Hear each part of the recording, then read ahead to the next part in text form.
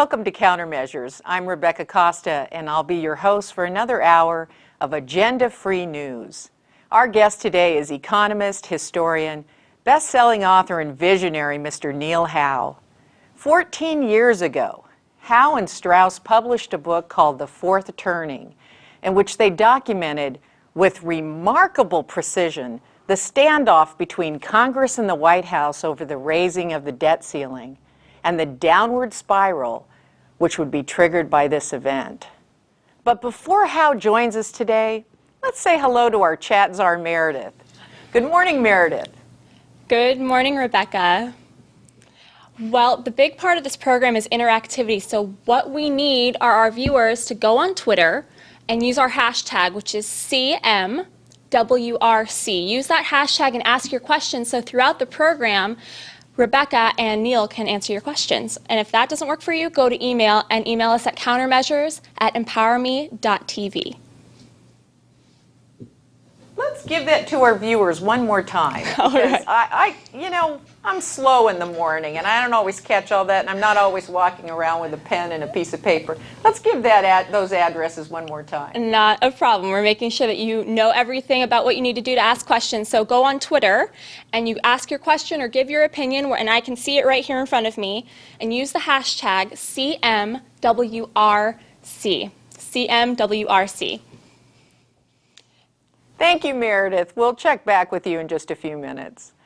This week, Libyan rebels closed in on what's being described as Gaddafi's last stronghold. And as civil war appears to be coming to some kind of conclusion, the British government announced it would ship $1.5 billion in currency to the leaders of the new government so they can begin paying public workers and restore stability in the country. But is that all it's going to take? Just get rid of Gaddafi and the problem will be solved? Or are we guilty of maybe over-romanticizing the idea of democracies to the point where we now believe that politics is the reason for every problem a nation has? Well, as a sociobiologist, I don't quite see it that way. Take the revolution in Egypt, for example. Now, I'm not a fan of Mubarak or his 30-year regime, but I do think that someone has got to be honest about the fact that the problems which ignited the Egyptian revolution are not going to be fixed anytime soon, just because they have a new government in place. And the same goes for Tunisia, Syria, Libya, anywhere. Why? Because the problems that the protesters were protesting about have been misdiagnosed. And when you misdiagnose a problem, there's just no chance of curing it. Let me explain. When Mubarak took over in 1981, the population in Egypt was somewhere south of 40 million people. But today, Egypt's population is over 90 million and rising quickly. It basically doubled during Mubarak's time in office. The truth is, these 90 million people are now all trying to survive on about 3% of Egypt's arable land, one very narrow strip along the Nile River. Virtually all of the problems which caused Egyptians to flood into Tahrir Square and demand Mubarak be replaced by a democratic government are attributable to explosive population growth. Just think about it for a moment. Mubarak would have had to successfully create twice as many jobs and build double the schools, hospitals, roads, power plants in order to avoid the conditions which led to his ouster.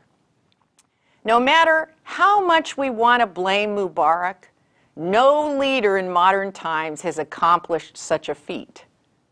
And how about other countries where the lack of education, jobs, healthcare, clean food and water, and opportunity have frustrated its citizenry? Here again, rebels attribute these conditions to bad governance, when in fact they are easily explained by population growth. It doesn't matter if we're talking about Egypt, Tunisia, Syria, or Libya. It will take decades for conditions to change, even under a democracy. Unless, of course, these new governments diagnose the problem correctly and act decisively, as China has attempted to do, to rein in the rate of population growth.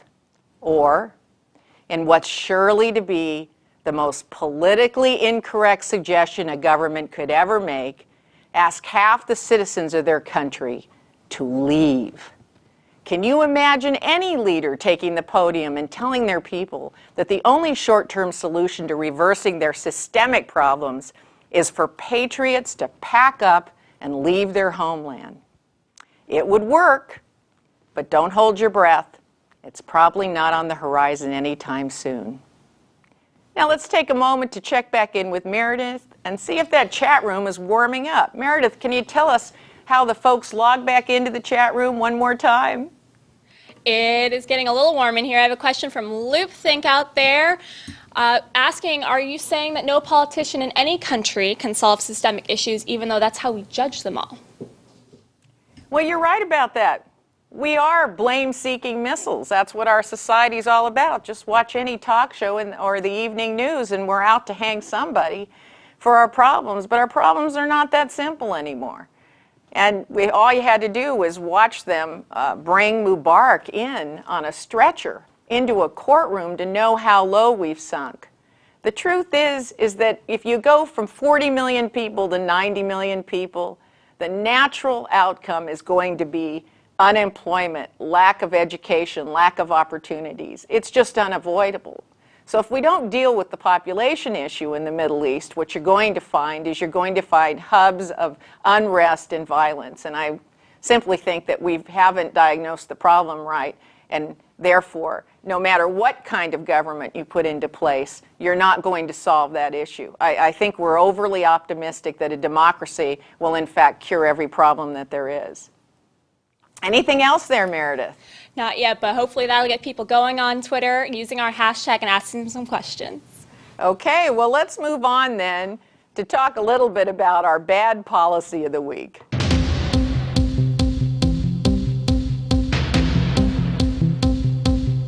The time has come for the United Auto Workers to return to one of the fundamental principles of their organization: equal pay for equal work. In just 2 short weeks, the current contract between the UAW and the big 3 automakers expires. You'll recall that the last labor contract was negotiated in 2007 in the middle of the financial crisis when the U.S. government was forced to bail out the automobile industry with taxpayer money. Now at that time, the UAW made a very controversial concession to keep Ford, General Motors, and Chrysler from falling into bankruptcy. For the first time in their history, the UAW agreed to a 2-tiered wage system. The 2-tiered system allowed automobile companies to hire new workers for half the hourly wage paid to existing workers. Now, at the time, the UAW felt this was needed to immediately bring costs down so the U.S. automakers could compete with overseas manufacturers. And they were right. According to the Center for Automotive Research, in 2010, the average wage with benefits dropped from $79 an hour to $49 an hour at Chrysler, $56 an hour at GM, and $58 at Ford. As a matter of comparison, the average wage at Honda was $50 an hour, Toyota paid $55, and Hyundai workers earn around $44 an hour. In other words, the UAW's willingness to step way outside the box during the financial crisis brought the wage of the American auto worker in line with those paid by foreign companies. Today, all 3 automotive giants are once again exporting cars, expanding production lines, and aggressively hiring. It's a story with a happy ending. In fact, since 2007, when the UAW made the 2-tiered wage concession, over 8,000 new auto workers have been hired at half the previous wage. Now, I spoke with the president of the UAW, Bob King, a couple of days ago about the contract expiration date that's looming around the corner. According to King, the financial crisis caused labor and management to come together and work collectively to save themselves. Instead of fighting over bigger pieces of the pie, today they're working closely to grow the entire pie. This new spirit of collaboration will not only make the automobile companies stronger, but it'll also be good for the economy and the consumer. That said, the time has come for the UAW and management to set aside a temporary stopgap wage system and go to work on a sustainable compensation program which allows automobile companies to remain competitive while also honoring the union's commitment to equal pay for equal work, a commitment which has protected workers from wage discrimination based on gender, race, handicap, sexual orientation, and other non-performance related criteria, including the particular date on which a worker was hired. Every time we have a financial downturn, let's not let this cause us to take steps backwards. Anyone who's seen the movie Norma Ray or witnessed factory conditions in third world countries knows that equal pay for equal work is as fundamental to social and economic justice as the right to be able to work and make a living. So let's not use the current recession as an excuse to backslide. And that's our policy P for this week. If you have comments about negotiations between the UAW and the big three automakers, visit our website at www.RebeccaCosta.com. There's a place on the contact page to send me your remarks. Next up, Mr. Neil Howe will explain why the current economic crisis is part of a much larger system and how he was able to describe the events which are unfolding today in a book published over 14 years ago. If you haven't picked up a copy of The Watchman's Rattle yet, may I make a suggestion? First, read what the experts have to say about the book. Go to www.RebeccaCosta.com, where you'll find reviews written by game changers such as Sir Richard Branson, Trudy Styler, Tina Brown, Donald Trump, Senator Bill Bradley, and two-time Pulitzer Prize winner Dr. Edward O. Wilson. The Watchman's Rattle was recently named the top science book of 2010 by the American Library Journal. Over 50 reviews and articles from experts at the New York Times, Inc. magazine, CNN's Larry King Live, the Huffington Post, and the San Jose Mercury News are also available on the website. If you haven't picked up your copy of The Watchman's Rattle, a page-turner that spells out why governments, experts, and leaders have become gridlocked and can no longer solve our most dangerous problems, don't wait. Read what the critics have to say. Order your first edition copy today. Available at bookstores everywhere and Amazon.com. On September 11, 2001, America changed. Our mood and direction changed, and we've all been affected very differently depending on our age. How are generations shaped by history? How do they shape history? Why are today's 50-year-old boomers nothing like their parents or their kids? Why are today's teens so unlike Gen Xers? What makes generations so different in the children they raise, the products they buy, the careers they choose, the leaders they elect? How will the cycles of history affect your own life and your family, your business, your country? Meet the globally recognized expert who knows, Neil Howe. For the past 20 years, along with co-author William Strauss, Neil Howe has been the leading authority on American generations.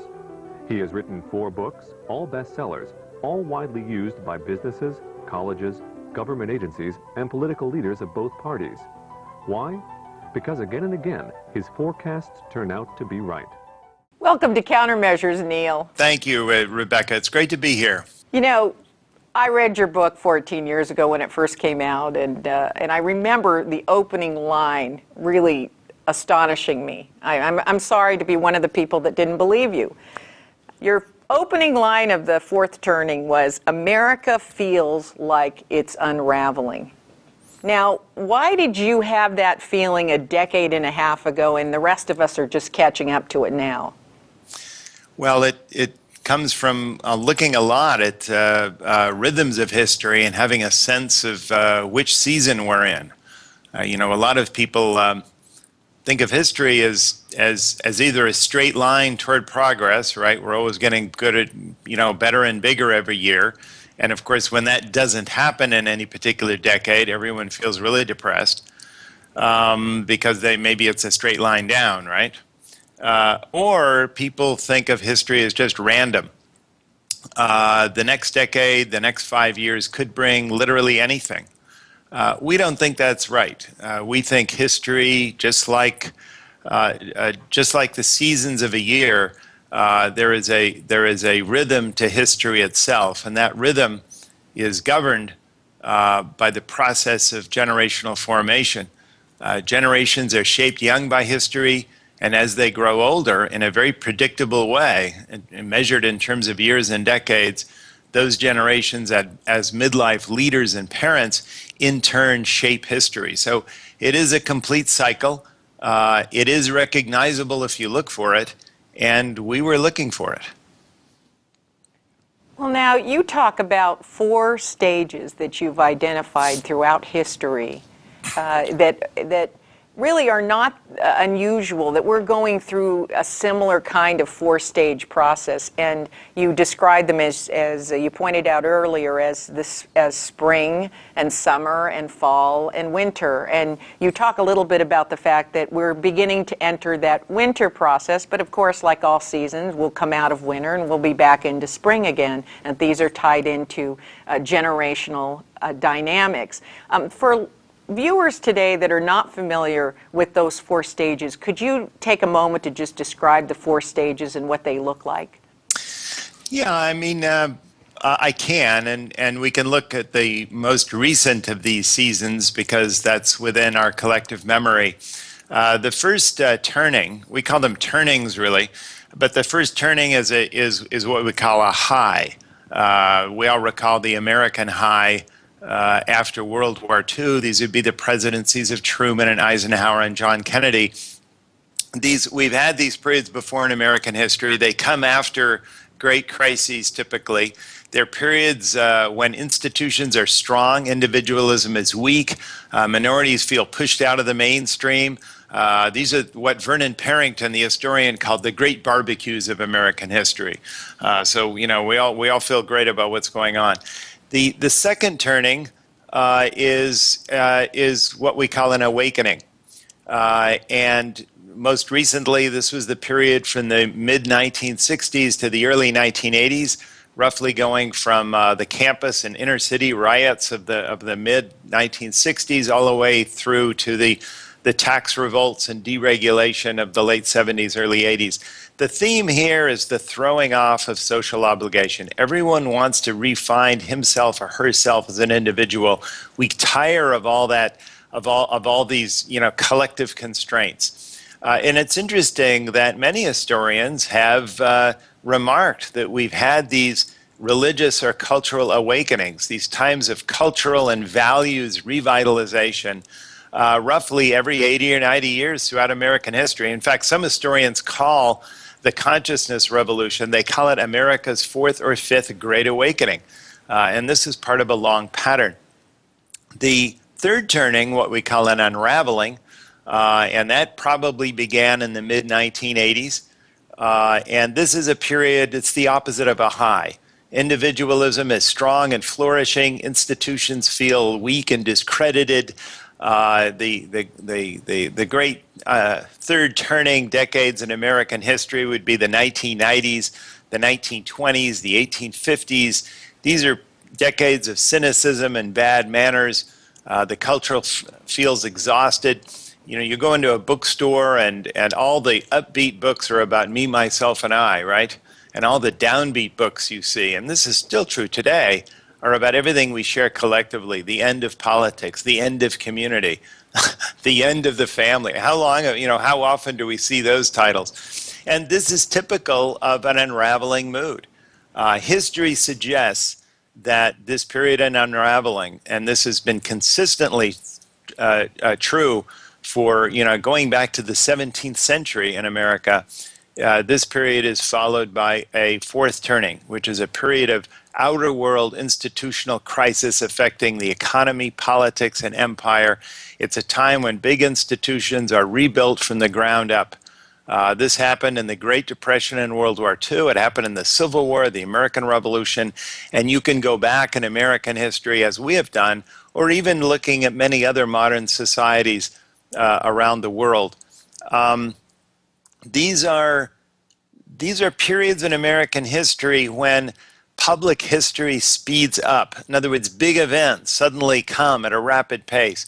I talk to people, I often ask people what happened during the 1990s in America. And it's amazing. People can't even think of a single big event historically, right? I mean, this is typical in an unraveling. We felt great about our personal lives and everything was speeding up. But what happened publicly in America during the 1990s, other than I don't know, the O.J. Simpson trial and Monica Lewinsky or something, right? I mean, we don't recognize, America was not focused on. It's certainly a sad statement that those are the things that people do remember is the O.J. Simpson trial. Of course, we're coming up on an anniversary of a very large event. And I know that you talked a little bit about different trigger events. I want to go over to our chat czar because she's madly waving at me that we have a lot of activity on the chat room. So let's take a question from our chat czar and then let's get back into the interview here. What do you have for us, Marilyn? Meredith. Marilyn. You look like Marilyn today. Thank you. Lots of questions are coming in as Neil is talking. A question from Racket. Well, we're getting hassled, Rebecca. We're getting hassled for working on Labor Day, and people are asking, well, if you're working on Labor Day, do people expect everyone to work on Labor Day? We'll go back to that. A question for Neil, though, and you. What are practical steps for concerned citizens to assist society in navigating from the crisis period that you're saying that we're in now to a high? Yeah. First of all, I would say I don't regard this as work. This is contemplative leisure. Okay, so let's just rethink how we look at this. The high is not going to come for a while yet. I mean, I hate to say it. People often ask me, when do you date the beginning of the fourth turning? I suggest, and I think history will look back at this and say that it will probably be dated to 2008.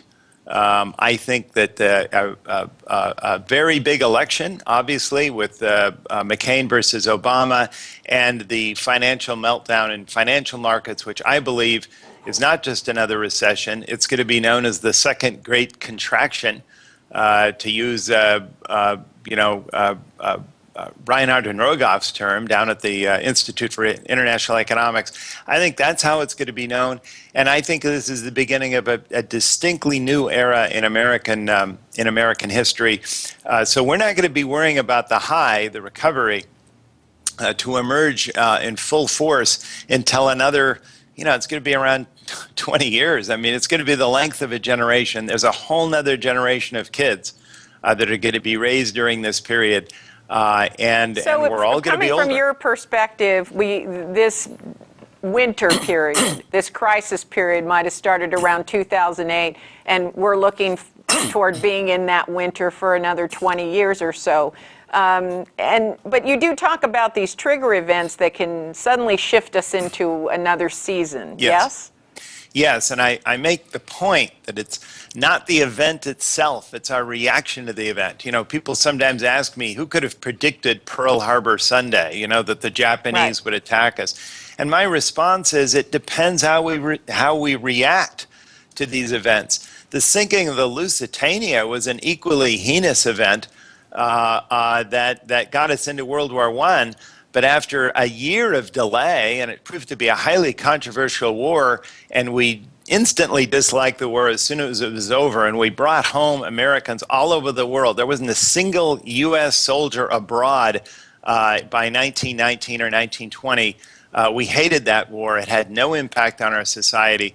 World War II is different. We declared total war the next day, and we remobilized the American economy, and we did it not just against Japan, but Germany, who declared war on us but didn't even attack us. We were a country in a different place generationally, in a different place in our national mood. Now, what's interesting when you bring up the example of World War II is we sat on the sidelines for 1-2 years while World War II was already going on. So would the situation have been dramatically different if we had entered World War II earlier? Would we have come out of that winter and gone into a new spring sooner? Possibly, if the outcome of the war had been different. It is true that the dating of the beginning and ends of seasons is approximate. It's a little bit like, when spring begins. It's a little bit early some years, a little bit late. This is more like the systole or diastole of a beating heart. This is not the rotation of planets. But I get back to the point that I think we still would have had the same resolve, the same desire of America to remake the world. We came back from World War II, and it wasn't just total capitulation of the enemies and occupation of their countries. It was the United Nations, the World Bank, Bretton Woods, the IMF. I mean, it was an entire post-war world order set up, which we boomers grew up in the shadow of. A couple of other things that you bring up when you're talking about our response, the human response to entering periods of winter for 20 years. And you talk about the importance of duty over rights. Can you talk about that for just a minute? Well, rights are celebrated during, are rediscovered during awakenings. I think during the late 60s and 70s, that was a great time for the ACLU and for libertarians and people rediscovering their rights. It was also a great time for identity politics. We began to think about, well, I'm Irish, well, I'm Latino, well, I'm this, well, we all began to glory in our particular status. This is typical of these periods of American history, and that flourished during the third turning. I think this already happened during the last decade with the war on terror and the Department of Homeland Security. It's going to happen even more in the years to come. We're going to be thinking more about community duties, less about rights. We suspended habeas corpus during the Civil War, and suddenly things that in a fourth turning, things that would have seemed unthinkable during a third turning become simply obvious. And another point that I think you make that helps you come out of winter into that turning of spring again is trusting in public institutions, that somehow that shifts as well. And I think we can already see generationally where this trust is going to come from. And I think it's worth pointing out, Rebecca, that these mood turnings are not just accidental. This is not just something we happen to see. We think it is driven very tangibly and very directly by generational aging. The current generational constellation shows boomers moving into elder leadership positions. And the previous generation, the so-called silent generation, these were the children of World War II. These would be the peers of John McCain and Pat Moynihan and many of the leaders of the 1980s, 1990s. This was a much more accommodative, compromising, good government generation that believed in talking everything over, right, and splitting the difference and always coming to some, understandable agreement. Actually, Neil, I think we have a clip of you talking about the silent generation. Let's see if we can go to that clip here for a second, because I think you do a great job of describing it. USA Weekend says Neil has a startling vision of what the cycles of history predict for the future. The silent generation. I'm sure you've heard the term. Today in their late 50s, 60s, early 70s. The silent started out as the children of crisis. When they were growing up, people were fighting wars, making tremendous sacrifices, fighting and dying on their behalf. The style of child rearing, which is already becoming more protective for the GIs, approached the point of total suffocation. And when they entered adulthood, right after the war was over, in the late 40s, they were needled as the silent or quiet generation on college campuses, partly because they kept their heads down during the McCarthy era. They didn't want anything to go on their permanent record. They wanted to work within the system rather than change the system. In 1949, Fortune magazine ran a cover story. It was called The College Class of 49. It was the first silent generation class after all the GIs had come and left the college campuses. And the subtitle of the story was, on the front cover, was The Class of 49, and the subtitle was Taking No Chances. They found that the silent Their first questions for employers were about pension plans. None of them wanted to start their own business. They all wanted to join huge employers, GE, Westinghouse, government. And the same approach to their married lives. This is a generation that wanted at the earliest possible age to make the longest possible term commitments. And so they got married and had kids at a younger age than any other generation in American history, an often unrealized fact. Well, one way you could actually define who they are is by saying that this generation was born just too late to be war heroes and just too early to be youthful free spirits during the consciousness revolution. That sort of defines their location in history. What role is that silent generation playing in the current downturn?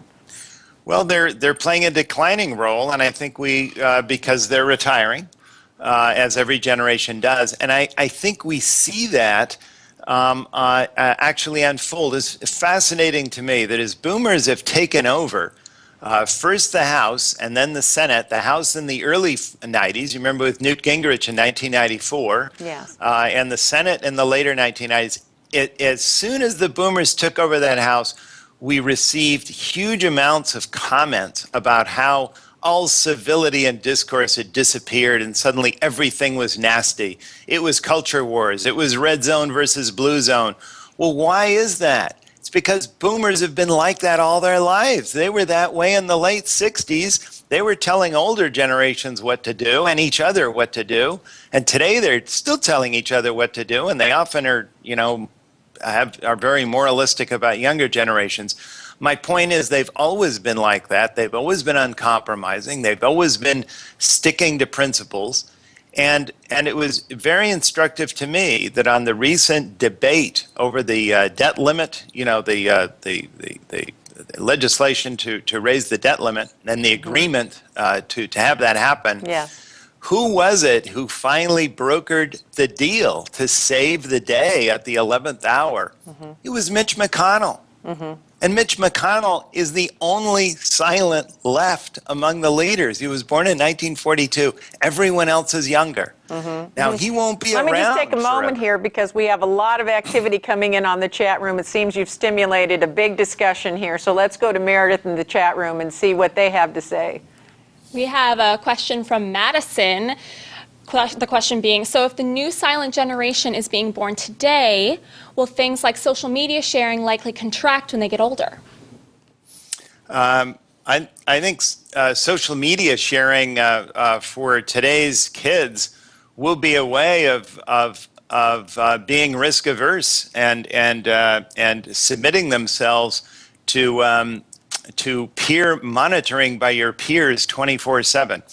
I'm often amazed today even with millennial kids how difficult it is, for instance, to do innocent things like go dating in the age of Facebook.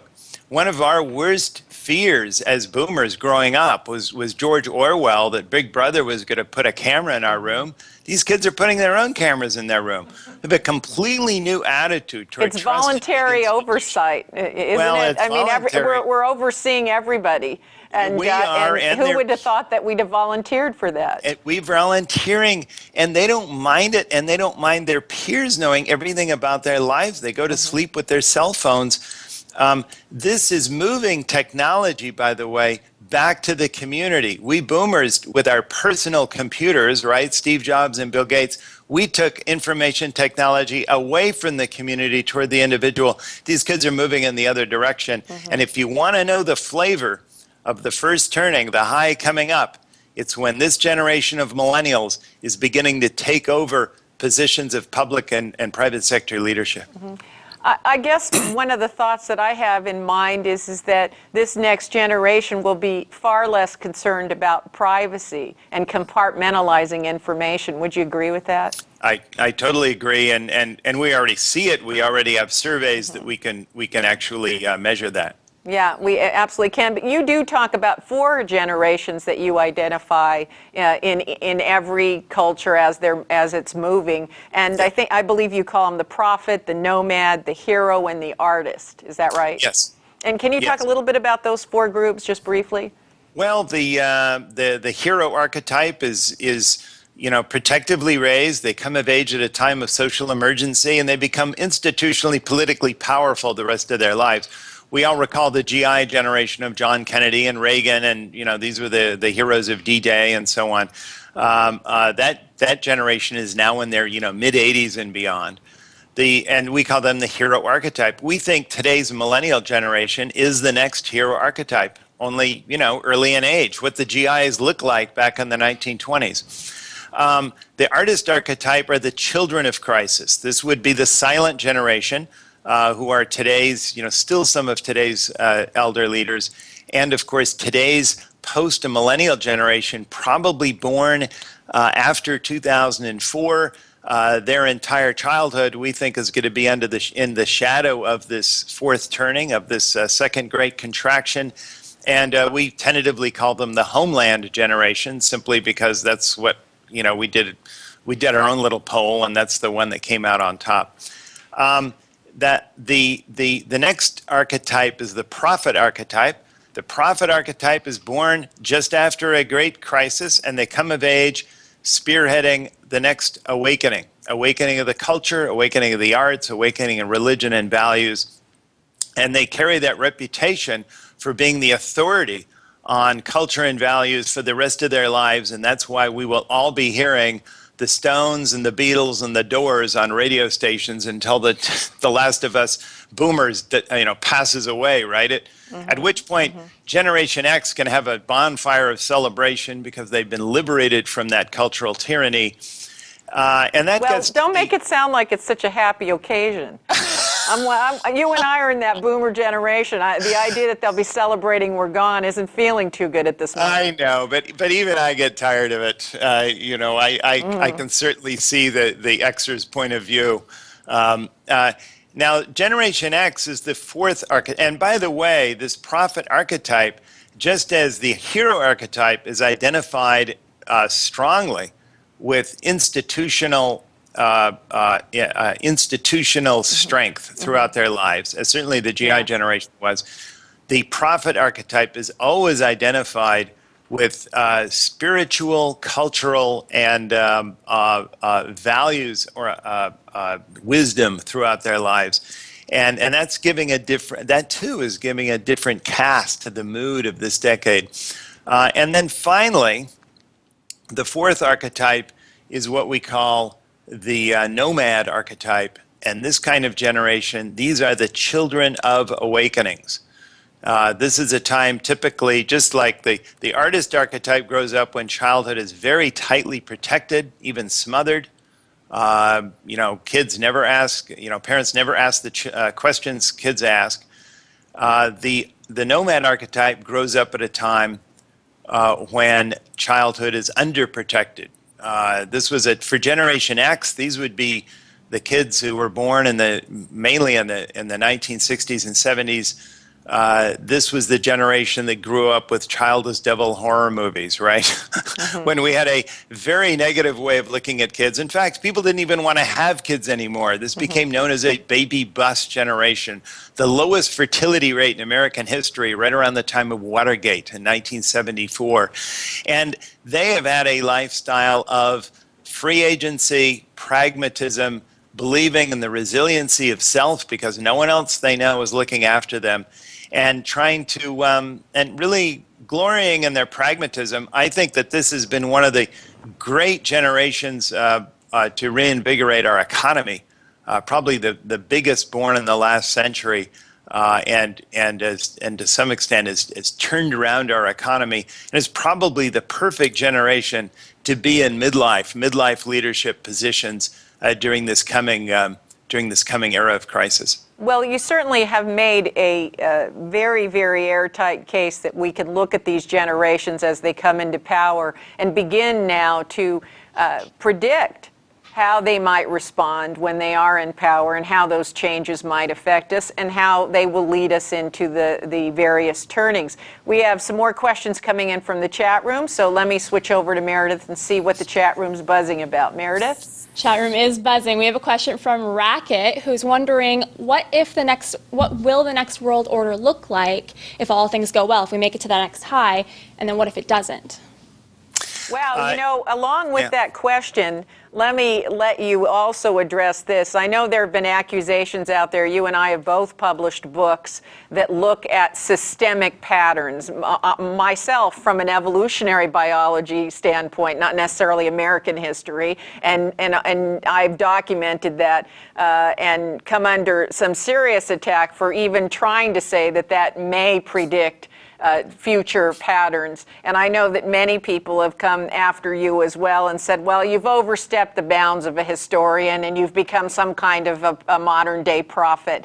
And I think anytime you try to say, look, there's a pattern, and if the pattern's true, then you can become predictive. The cornerstone of any science is that way. If you really discover a pattern, you get to the point where you can predict a reaction, and then you're on to something. But it seems like when you and I have really come under some serious attacks. So I want to give you an opportunity to address that as well. I mean, did you cross over from historian to prophet? And if you have, then let's answer that chat room question and tell us what's around the corner.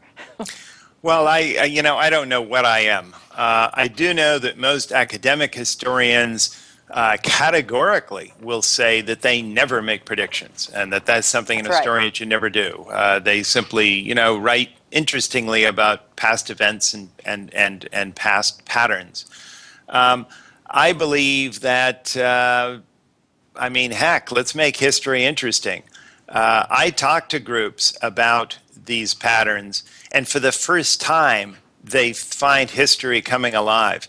To tell someone that it matters that the Civil War was fought in the early 1860s because the children of the American Revolution, as they were passing away, feared that they would be the only generation to witness both the rise, the beginning and fall of the United States. This makes history come alive. You realize that it matters when things happen in the lives of people, and that those have enduring consequences. Well, I got to tell you, Neil, if you're having a hard time convincing people that American history matters, imagine me trying to get people to believe that evolutionary history matters and that we are not born blank slates and we have some predispositions for behavior which affect us in modern day. It's really hard to get people to understand that what has gone before is the best predictor of what will happen in the future. And I really want to thank you for being here today.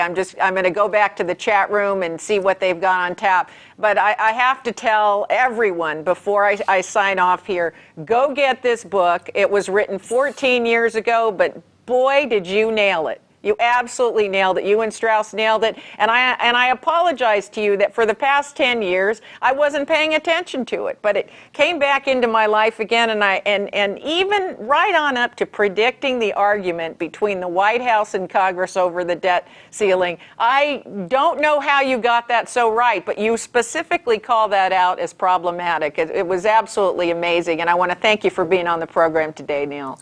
Thanks so much, Rebecca. Great to be here. And let's go over to Meredith now and see what the chat room has ginned up for us.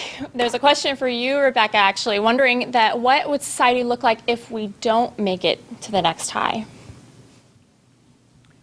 Well, I believe you're asking me to make that crossover from an evolutionary biologist to a prophet. And guess what? I'm not going to do it. I'm not going to take that bait. I have to tell you that I think Neil and I have something amazing in common, and what that is that while he's gone into American history and I've gone into the history of the actual human organism, there comes a point where you can look at what we do over large spans of time and pretty much, give or take a few percentage points, predict how it's going to go. And so I want to thank Neil for doing that in terms of the economy and politics and looking at generations and how they affect the outcome of where a society is going to go. And I do have to recommend, go get his book. I've got no reason to say this other than you'll be shocked at what he was able to write about a decade and a half ago. And one more thing before we say goodbye today.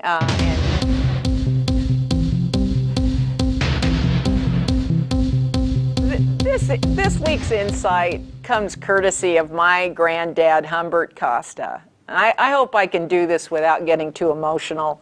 You know, as Neil pointed out, the Depression played a big role in how my grandfather viewed the world and how when his generation took over, how they organized the world. He worked for a major airline carrier as a mechanic for 50 years. And when I was finally old enough to get my first summer job as a checker in the neighborhood store, he pulled me aside one afternoon and he made one request of me. Only one.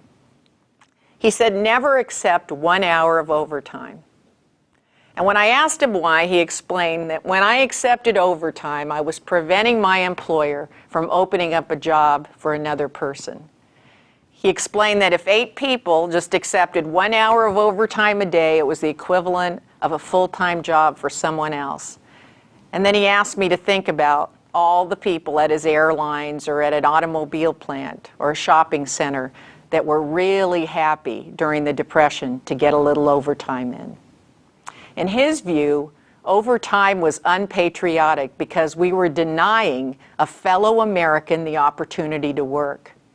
According to the Bureau of Labor Statistics, in 2009, overtime represented about 5 to 20% of worker compensation.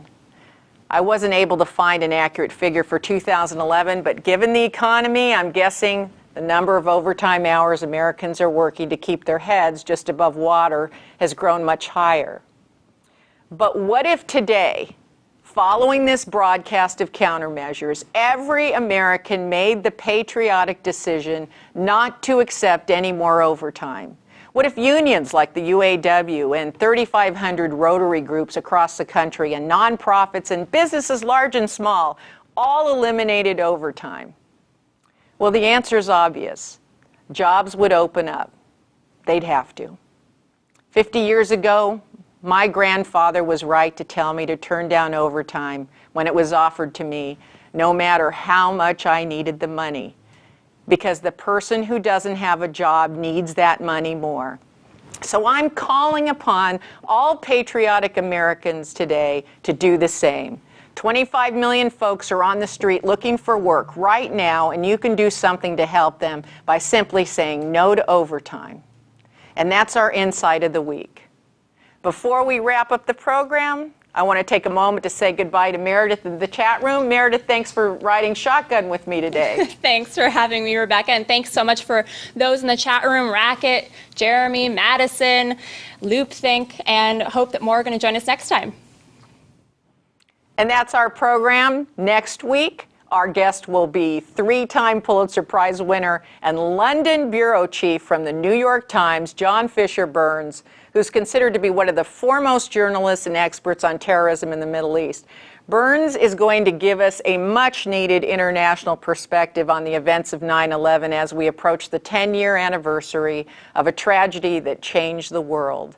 So join us next week for an in-depth discussion with John Fisher Burns. I'm Rebecca Costa, and thank you for joining me today on CounterMeasures.